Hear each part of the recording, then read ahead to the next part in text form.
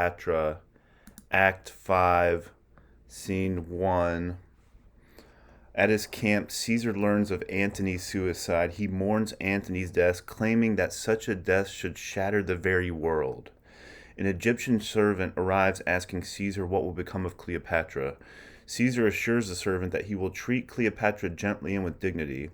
Fearing Cleopatra's irrational behavior, Caesar sends his officer Proculius to ensure that Cleopatra is brought back to Rome alive, for her arrival would provide evidence of Caesar's great victory.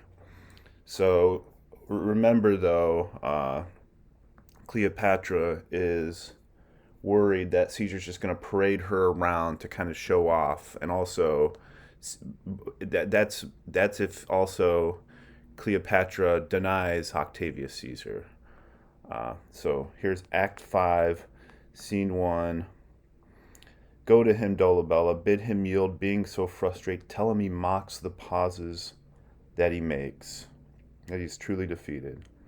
Caesar I shall. Enter Decretus with the sword of Antony. Wherefore is that? And what art thou that darest appear thus to us? I am called Decretus. Decretus. It's Decretus in my signet volume here. Mark Antony I served, who best was worthy, best to be served. Whilst he stood up and spoke, he was my master, and I wore my life to spend upon his haters. If thou please to take me to thee, as I was to him, I'll be to Caesar. If thou pleasest not, I yield thee up my life. What dost thou sayest? I say, O Caesar, Antony is dead. And here's Caesar's. I mean, think back of Octavius and Antony's kind of tete-a-tete, their battle through the whole play, right?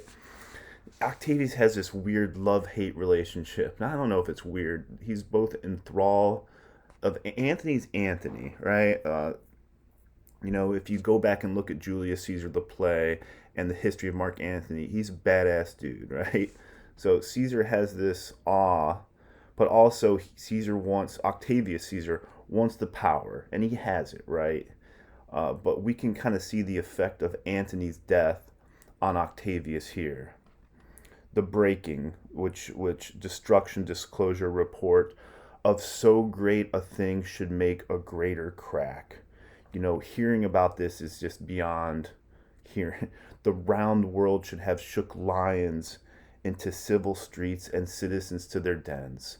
The death of Antony is not a single doom.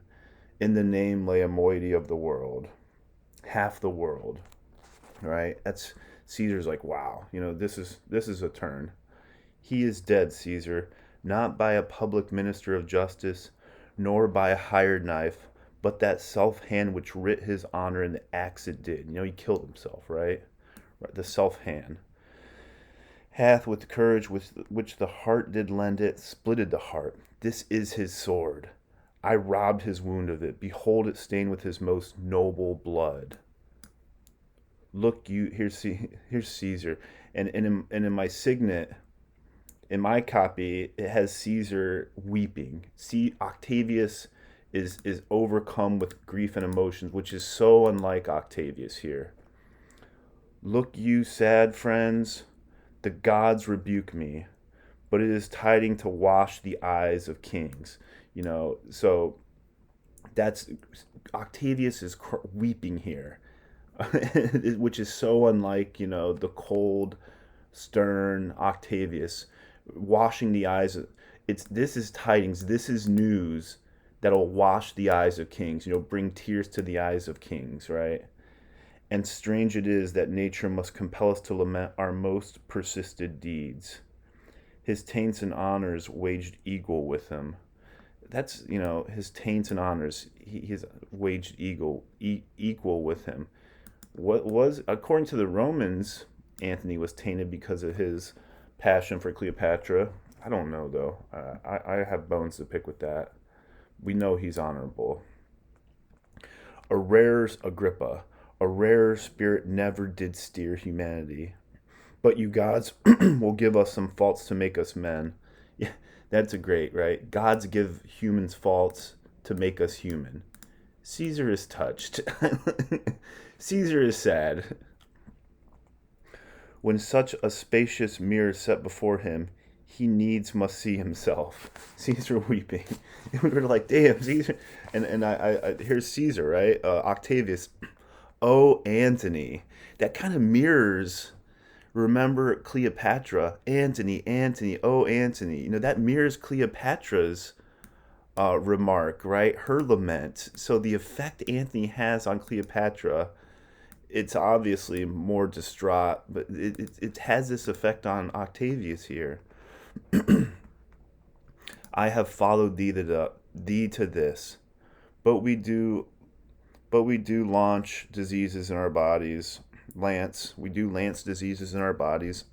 I must perforce have shown to thee such a declining day, or look on thine.